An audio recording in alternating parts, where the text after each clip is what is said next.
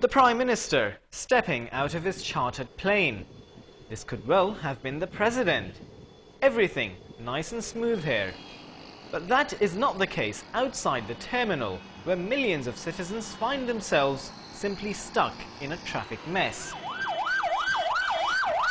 Even rescue services with people breathing their last are not exempt. After a VVIP visit, most citizens may only remember being stuck in traffic jams for 2 or 3 hours, but there are often many factors that remain unaccounted for.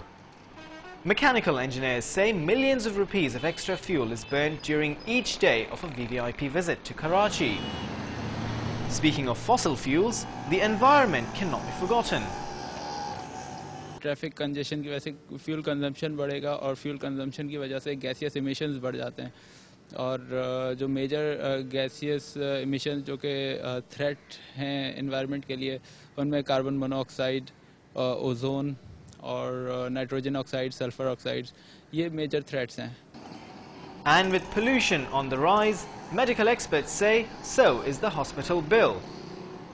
The rising bill means most people would try to work even harder to make ends meet. But experts say while people may be working harder, the overall productivity is down because of the time wasted in senseless traffic jams. Experts say the President and the Prime Minister should move around the city in a helicopter. They say considering the overall cost to the taxpayers, a helicopter would be much cheaper and lesser of the two evils. But top government officials say moving around the city in a helicopter poses a serious threat to the lives of the President and the Prime Minister. They say there's a significant probability that the helicopter is fired at using a rocket-propelled grenade.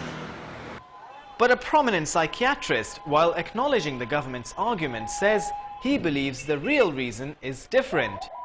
He claims it's all about the VVIP mindset, arguing that the sheer feeling of being noticed and given importance at the expense of millions of citizens is simply irresistible for our leaders.